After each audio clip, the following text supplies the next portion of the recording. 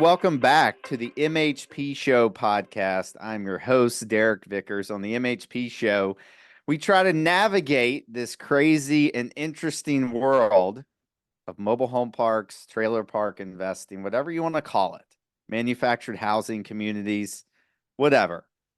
And today on the MHP Show, I have a very special guest with me. But before we get into that, I just want to make a shout out. If you click the link, there's going to be a link in the show notes of our free webinar. It's basically an hour and a half webinar where I go over literally, it's a summary of mobile home park investing and how to find your first deal, how to actually do the due diligence on the deal, how to underwrite the deal, and actually close the deal. So if you go check that out, the link will be in the show notes. And if you also join our Facebook group, it's Mobile Home Park Investing Pros.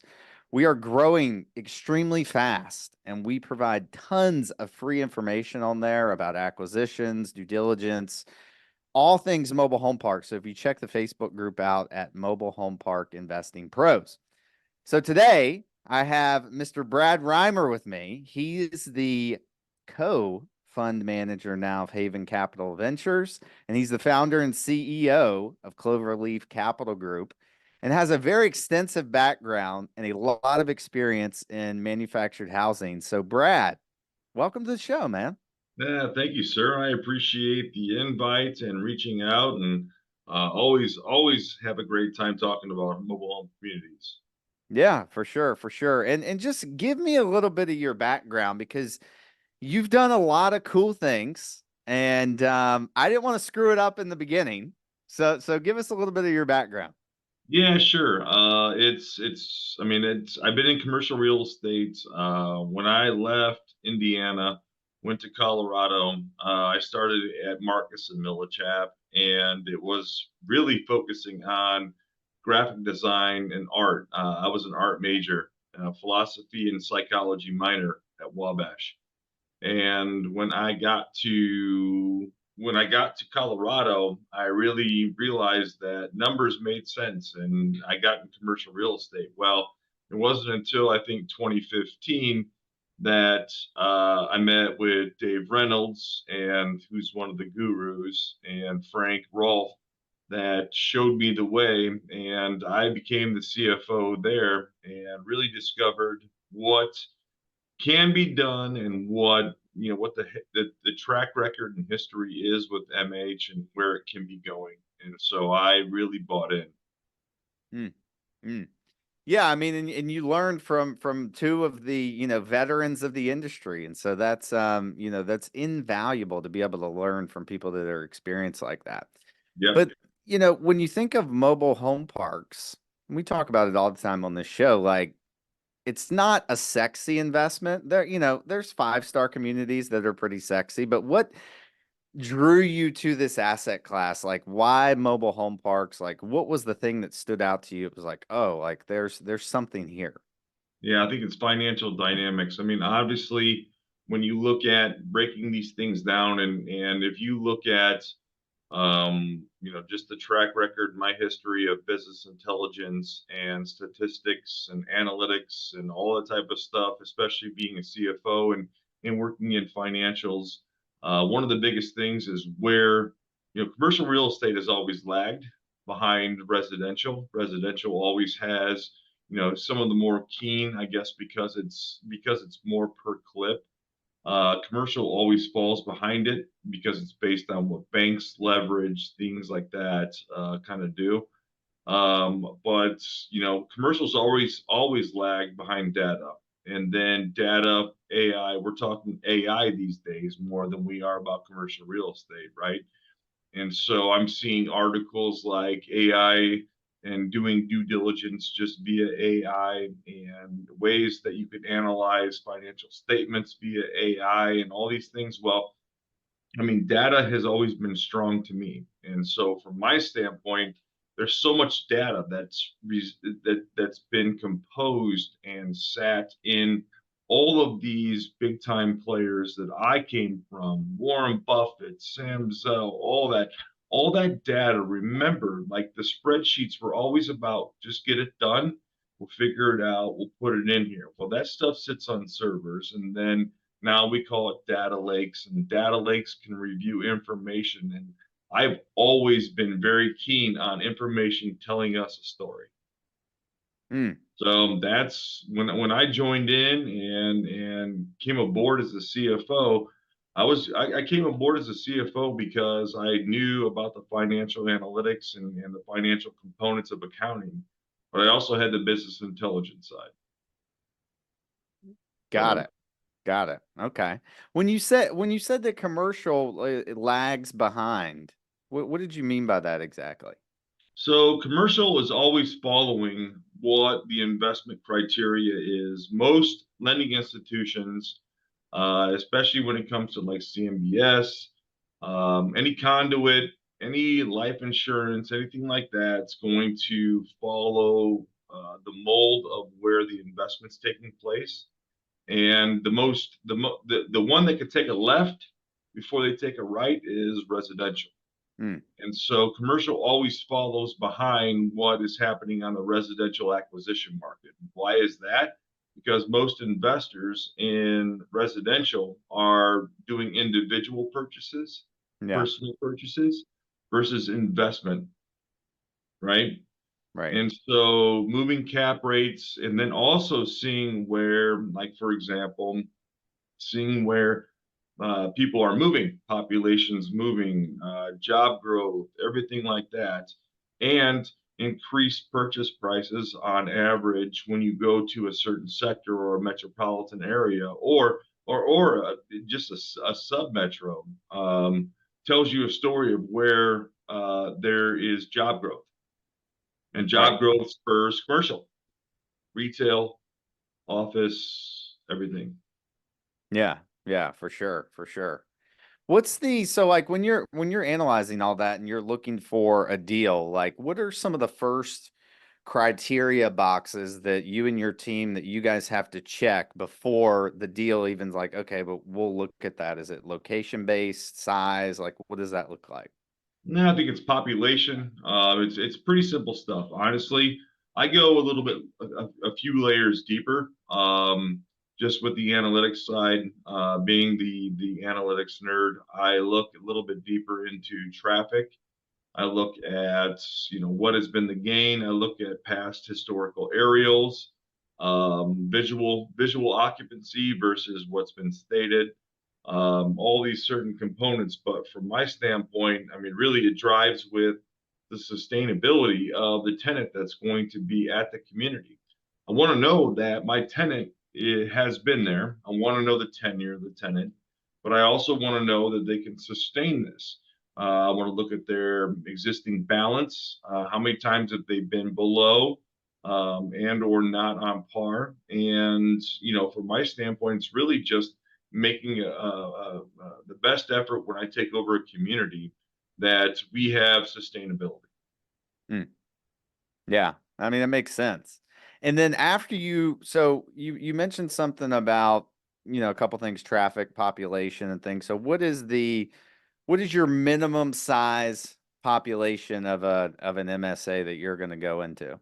I had I had a preconceived notion of what it's supposed to be when I joined with the previous group. But then I started thinking and looking back and breaking down the analytics of just my time in this industry, which it's now getting pretty crazy that I've reviewed over 2,000 communities in this country, and that's just 2,000 in depth. That doesn't account for the fact that there's other communities tapped into other like either submarket comparables, something like that.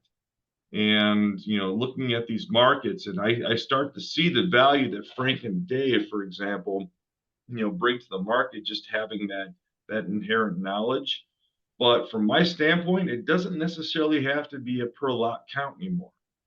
I think in looking back with what was transacted, managed, and what we accounted for and broke down and built with utilities, pass throughs, expense, appreciation, efficiency, all this type of thing. It doesn't matter about the lot count. I guess what it does matter at the end of the day is what is your exit route or how long you sitting in this. Right, right. Yeah, I mean, and I tell, people in our program, I tell people to look because I think about the exit one like a lot before It I'm has to buying be a the deal. start. It has to be the start of your whole forethought for sure. Yeah, and that's why I preach buying in stronger markets. You're gonna pay more. The cap rate is gonna be lower, but your exit will be easier to a degree. And in my opinion, I like, in some of the markets that we're in, I know someone's gonna come buy this deal pretty easily Yeah. in, strong Florida markets. And so I think it's important that you do focus on the exit.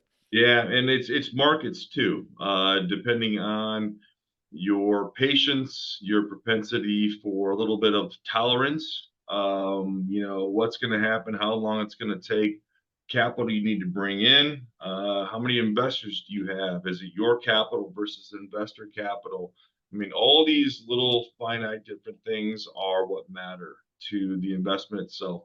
Running these analytics of just my track record and history since 2015, it is definitely something that's shocking to me to watch these numbers trickle up from that pinpoint time when the popularity grew, and then watching as working with investors and financing these deals and working with really the bigger groups agency that you watch these numbers and cap rates kind of float around what's happening with Fed fund rates, and just the popularity of the market.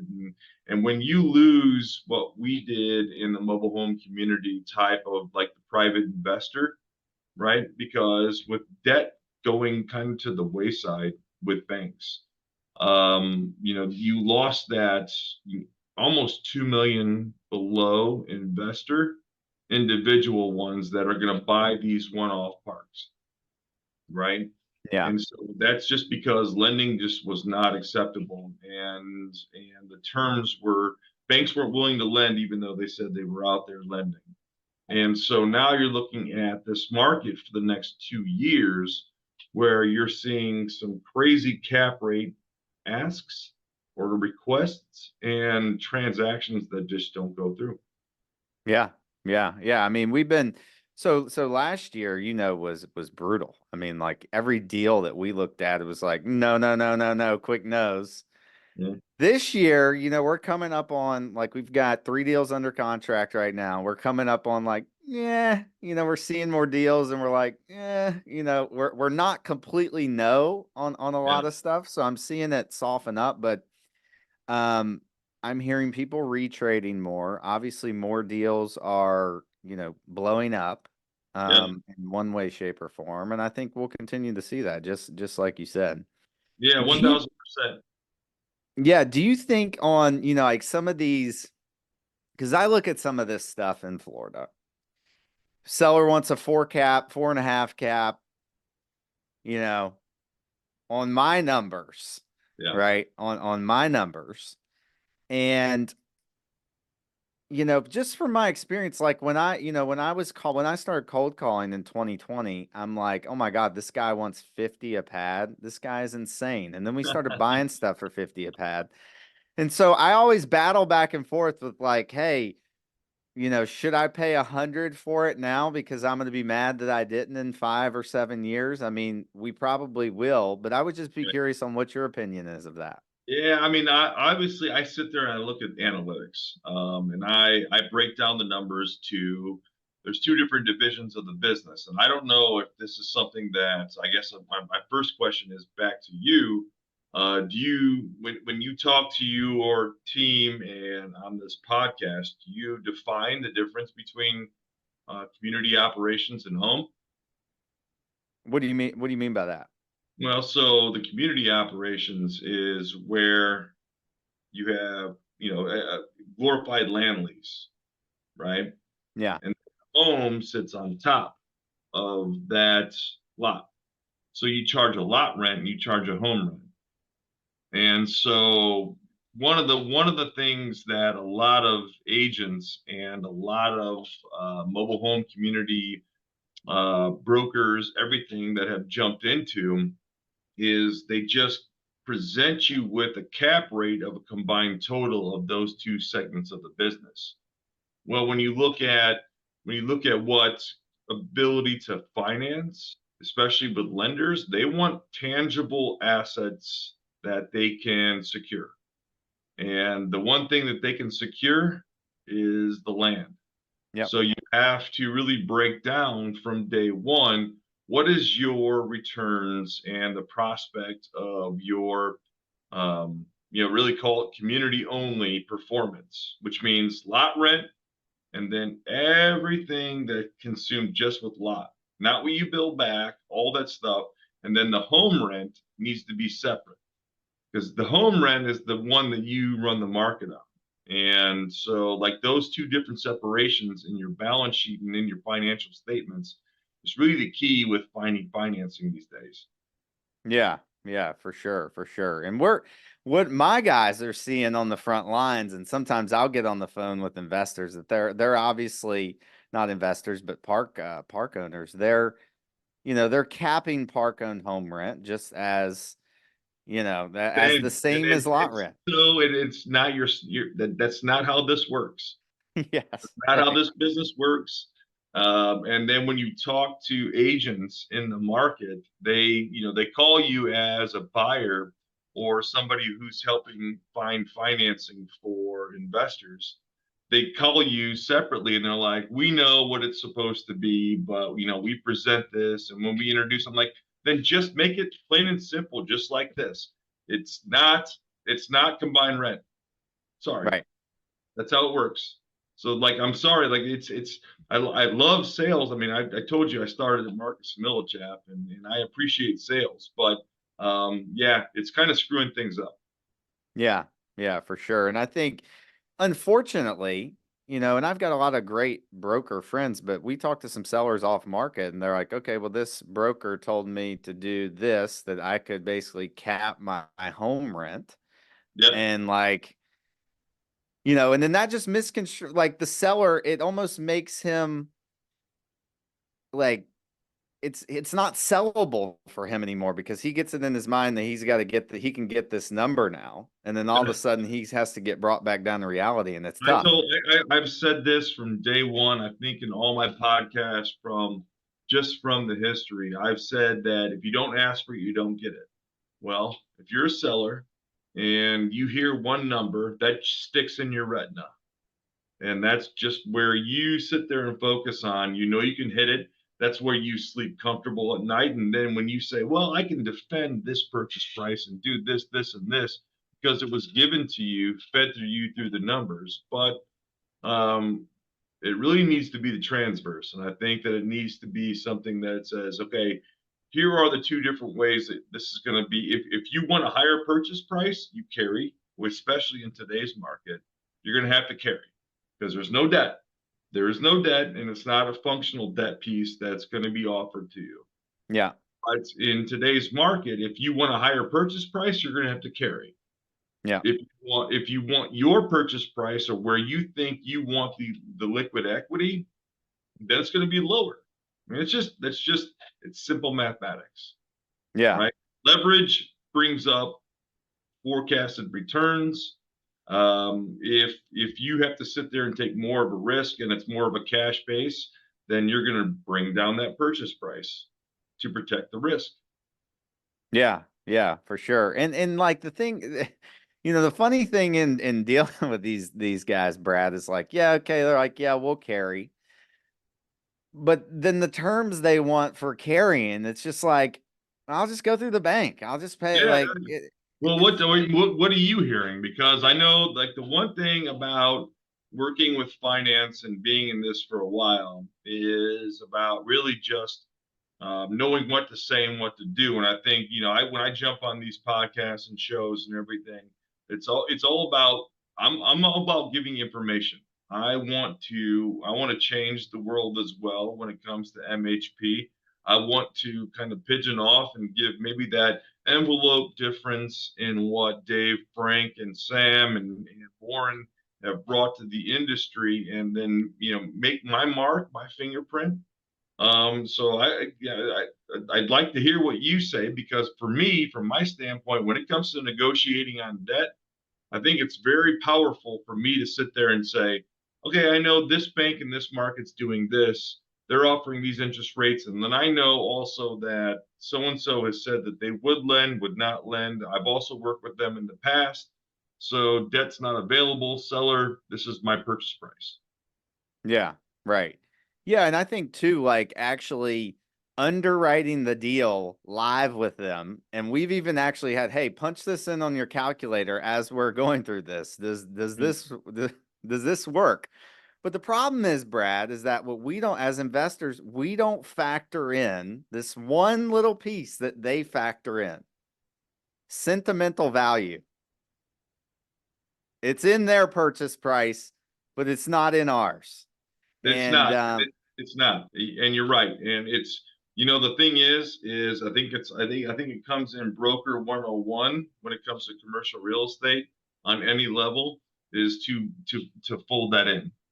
Right. And that's a residential thing to me. Commercial sentimental does not work. But nope. one thing when it comes to mobile home communities, we are that hybrid between the two, right? And so you have residential and you have commercial, and then there's a sentimental component between these two because it is a hybrid. Um, Sentimental, like that type of word being used. Imagine in an apartment building if somebody said, "I have a sentimental connection with with these 50 units in California." And so that's the reason why I'm adding 100K or a million to it, whatever. Yeah. Uh, Everybody that's investing in California is going to be like, have fun, you know. Yeah.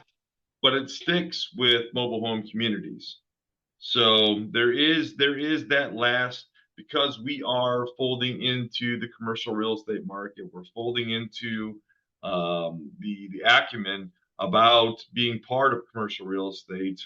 There still are these laggards that are kind of following the rest of the transaction that have taken place. But at the end of the day, I mean, everybody's going to be wise to it. They will all be transacted. There's probably going to be 15% of those that will not be transacted, but of the 44,000 plus mobile home communities, there will be transacted by probably 2028. Yeah. Yeah.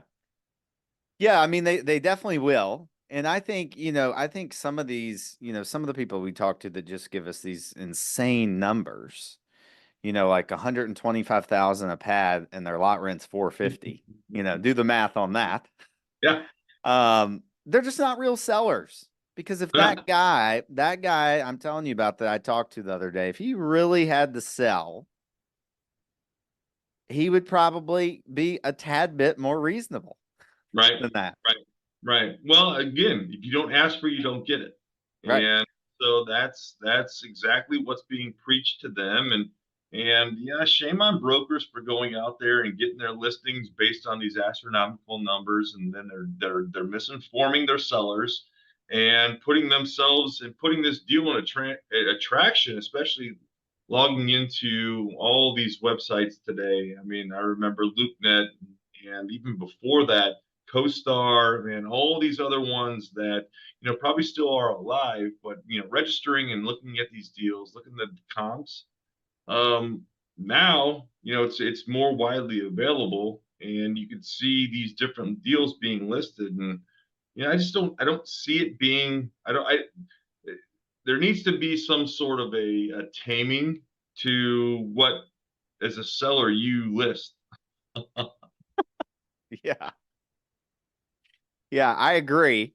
There definitely should be, but who knows if that'll ever come Hey about, man, because I think some of it too is like what you have mentioned before with some, brokers that are like, or the seller's just like, hey, if you can get me this, I'll sell it. So list yeah, it. Hey, I got a listing up now. yeah, yep, yep. Right. Now listed, email, get pelted with these things all the time. And it's like, okay, well, that doesn't look realistic, delete.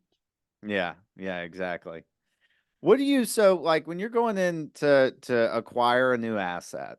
We Mm. know that a lot of these parks, especially some of the ones that we buy, they were developed in the 50s and 60s. You know, they have a dying infrastructure to a degree, whether even if it was replaced 30 years after that. Like, what do, to mitigate some of that risk from an infrastructure perspective, or I guess in general when you're looking at a deal as well? The first thing I look at, and it's pretty simple, a lot of the old school ways of looking at, you want to buy, and you obviously get, well, I guess let's walk down how you price and value the community. You're willing to pay a little bit higher price with city, municipality run utilities, right? But why don't you just kind of lift up the covers a little bit and take a look at how have is are utilities coming through? Can you tap in, right? And so like things like creating a master community that's been private where it costs about $150,000. I think on average it's probably 85 to probably $150,000 on average to tap in with permits, and then you have approvals timeline, and then being knowledgeable about what you have to do in order to get these things done. But if you put a cap value on bringing 150K in and you're willing to pay more for tapped in city municipality run, well, I mean, that's your low hanging fruit. So, from my standpoint, I'm always looking at properties that have the low hanging fruit component where you connect in with the city Hmm. and immediately boost value by being connected, right? And then the other part of it is with the new transition of how you can actually pave roads and aggregate and basically one of the biggest complaints is that the roadways and all these things in some of the smaller communities 50 to 100 lots, it's the roadways, and so finding out there's new ways to get that done. There's strategies and how to employ, especially with again the utilities. It's very simple mathematics. I mean, you break it down, you go and you just find out I what can I connect to? Is it approved? How much do I have to spend? And how much is my cost benefit? That's Right. it. That's it. Where That's where it. And where are you? that's Hey, not a brand new economic model that I just stated. that's true. Hey, I need your contractor. If you can find a contractor that'll tie if I can tie in with tap fees and everything for 150 grand, I mean, I need your guy's number. The thing is I just looked up the number this past week in North Carolina, and it was $75,000. With tap fees and all? Yep. Well, um, here, because we did that, Well, we've actually, you're focused. What is your geographic area? So like this is our first podcast, and yeah, yeah, yeah. So it's I open mainly more apps. Florida. It's mainly Florida. We've got some stuff outside of Florida too, but like the tap fees that we've experienced and some larger MSAs in Florida has been pretty crazy. And we figured about 10,000 per lot Mhm. plus And to that's new. tie Is it. that new tap in? Yes. Yeah. Yes.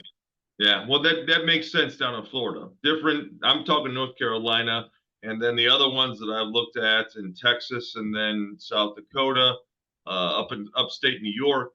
All these, yeah, on average, it's all about hammering with the knowledge because the cities they need money too, so Yes. they'll prey on you if you don't know what you're talking about for sure. Yes, yes, they will. That's for sure. And don't even get me started about the cities. I could just go on forever, and I'm sure you could too. So when did you actually purchase your first deal that when you weren't with the past group, but you were kind of on your own, or what was that first deal like?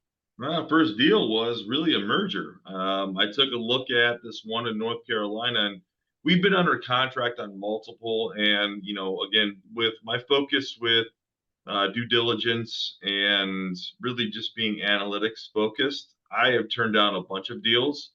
As soon as I individually have to do my own site visit with Yep. these. And so walking through them, I turn them down all the time. It just doesn't work. But we did a merger with another group, and that was our first acquisition. But we will soon be. Yeah, I'm super excited about this as well. Mountain West is very hard to tap into. You need to know people or get in the right, getting right in the right circle to make some Mountain West acquisitions. These Montana acquisitions that are coming up are I'm very excited about. Not only not only are we taking down several properties, but we're potentially taking down a few more because of just creating that network of, okay, these guys are buying. They're willing to do this. They're in this market. They have cash. They're willing to go and make these acquisitions. So the first acquisition for the new endeavor was this year. Hmm. So since 2018, always staying in the market with mobile home communities with Cloverleaf, um, finance, capital, investors, all that just kind of spun off and tapped into this new investment fund that we created, which is Haven Capital Ventures Fund 2. We took our first one down, and we have several more coming, and it's gonna. I literally have to turn down deals today. Yeah. Yeah. So there's two questions I want to ask you from that, but one I wanted to back up. So you said that you get on site and do the property walkthrough. You need to do that yourself. And I'm the same way. I got to get there. I need to see and feel and walk around and see what's there. Um, what would be some things that you would find? You said you've turned down quite a few deals. Like, what would be those top few things that you're a non-negotiable about that you're like, okay, if it has this, I'm not buying it. There's just no, I'm not even going to make an excuse to buy it. Yeah, I think number one is what's presented versus what's reality is going to pick me out. Number one, and that Yes. will be number one. I'm out.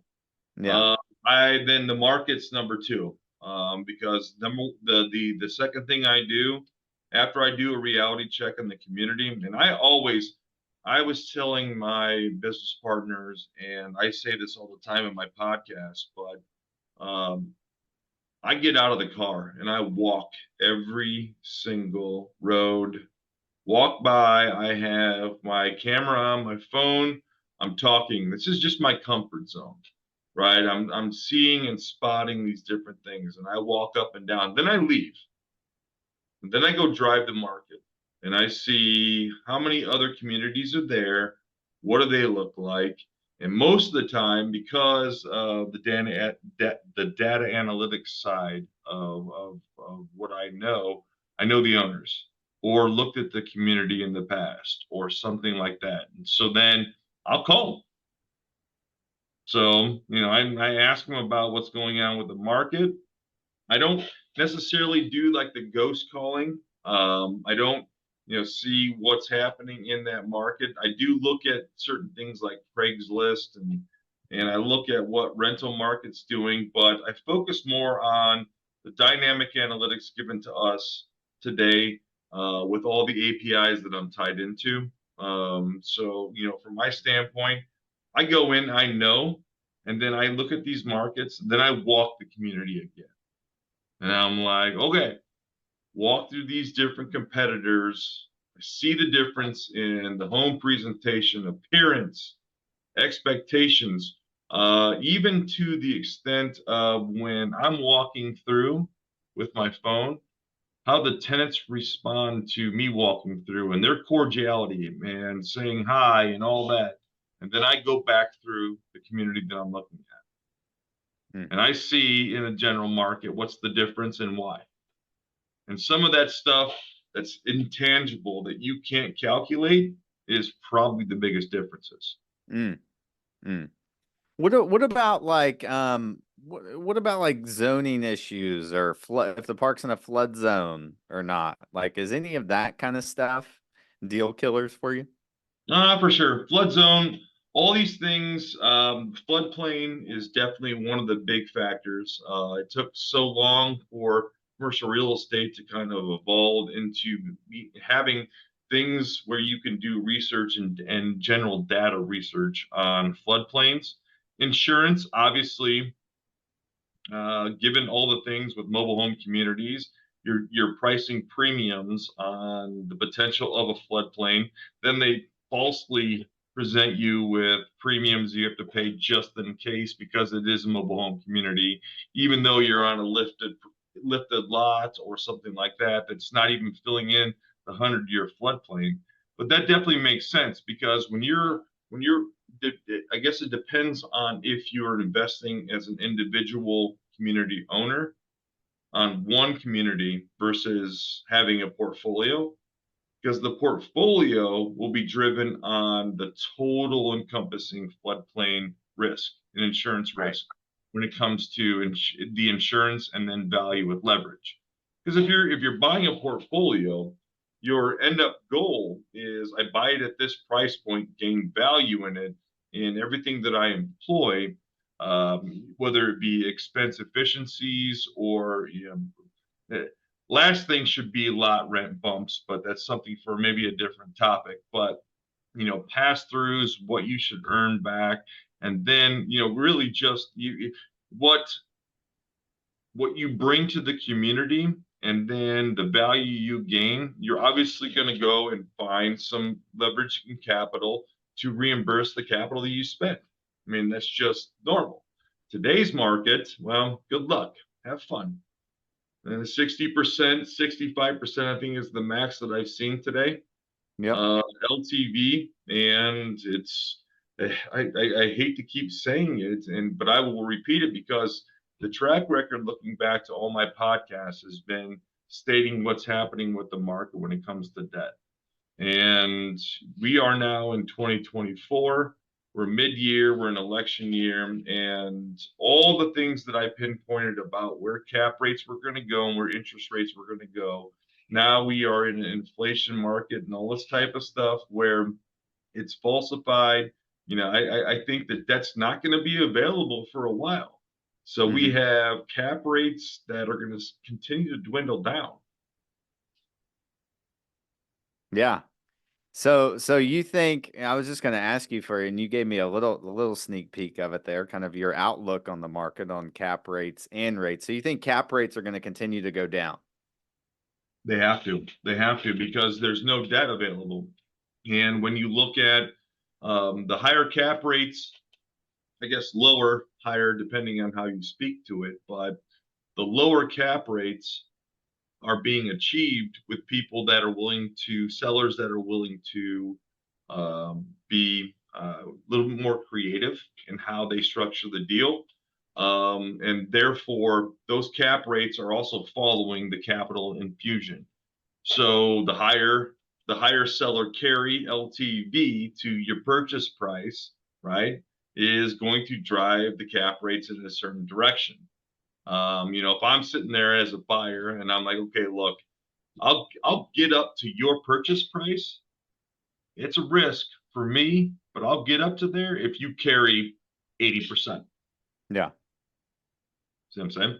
At 3%. Right. At Interest 3%. only. Interest only. Interest only. Interest. Yeah, I mean, look, because that's how I mean some of these deals that I've seen, and like we talked about in the beginning, I'm a guy that looks at the exit. I want to see what the exit is. But if I'm buying at that 4 cap, yes, it's 80% LTV and it's 3% interest. Yes, I might make some cash flow for 5, 6, or 7 years. But even when I go and I'm capping the exit, what my NOI is after year 5, 6, or 7, I'm like, man, that upside is not as juicy because It's I not as paid them juicy. for it. Yeah, yeah. I mean, I'll be able to pass through and maybe create, 10 to 15% efficiency in the expenses because it's been mismanaged, whatever, just bad contracts or legacy involvement with ownership. And then I think with when it comes to rent bumps and pass throughs and everything like that, I mean that costs money as well. Call Yeah. it 15 to $16 a lot per person to negotiate, all these different things and these expenses when it comes to utilities. And Yeah. that's all four utilities. That's not just one. That's all the utilities. That's what I always calculate. And then when you do your pass through, what are you going to make on that pass through compared to your efficiency? And what Mm. is your typical collection on that? What is your net collection on you should always calculate 65%, hoping to get 75, maximum would be 8%. Yeah. You know what I mean? On your collected of what you bill back. That's Yeah. right. Yep. Yeah. That's about where we've been on water. We've been 70%. If we get hit 80%, we're like, man, we're like, that's good. A lot of our stuff was developed a long time ago, so Yeah. sometimes we Yeah. just can't figure out where the water goes. Well, it's very and also one of like the very simple things to do too is like knowing the infrastructure. So that's actually a really good point you just brought up. Knowing the infrastructure of the community, and it's been one of the shortfalls of I think a lot of investors in mobile home communities of the past is they don't focus on what is the utility layout. Hmm. Getting a utility site plan and understanding the composition of what is building your community, clay, galvanized, PEX, copper, all these things are super huge because you have to focus on galvanized built after the 80s, and we are now here in 2024. I'm pretty sure you have pinhole corrosion in several different spots of your community. And then when you replace that, creates leaks. Yep. Yeah. So Yeah. You mentioned something earlier about billing back water, sewer, trash, and electrical. Is that what you were talking about? yeah, Do you yeah. do The you ever four bill back? Do you ever? I see some communities here in Florida doing it. Do you ever bill back property taxes? property tax is only permissible in certain areas of the U.S.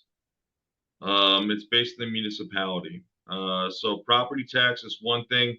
Then you can actually peel back the layers of that onion with the home ownership, rent to own, all these other different things. I think is probably a whole different show.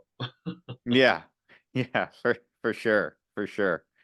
And the last question I did wanted to jump back to, you were talking about the funds that you were working with recently. So how do how are you guys, I think I read on your bio, I mean, there's a ton of investors that you guys have. And so what's your strategy with gaining new investors and new people to work with or to get to work with you on, the new funds that you're creating?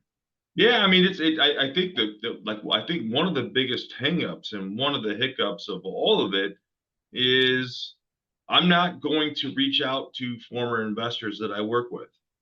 So that eliminates a massive pool of who I could potentially talk to. So then now I'm talking to all new investors in mobile home communities. And then you have, yeah, I would say probably 8% of the new investors out there have just some knowledge and understanding of mobile home communities and the dynamic that it creates. And then the rest of them is about just track record. So how do you show track record and what you possibly achieved as a manager, as a CFO, former CFO, then all the properties you've looked at, the numbers. But at the end of the day, it's all about just definition, having sessions like this, talking with them face to face, and saying, "This is how much I know about this stuff." Right. Yeah. And you look up my name if you want and it's like I'm on here. I have a track record, but I'm here to talk to you personally about this. I think that's the biggest hurdle. Yeah, for sure. And then why would if you've got a ton of investors that you worked with before, but I guess I mean it makes sense to me, but just explain like why not just go back to the old investors that have worked with you before, and then why go and grab new ones? Like what? I'm old school. I refuse to.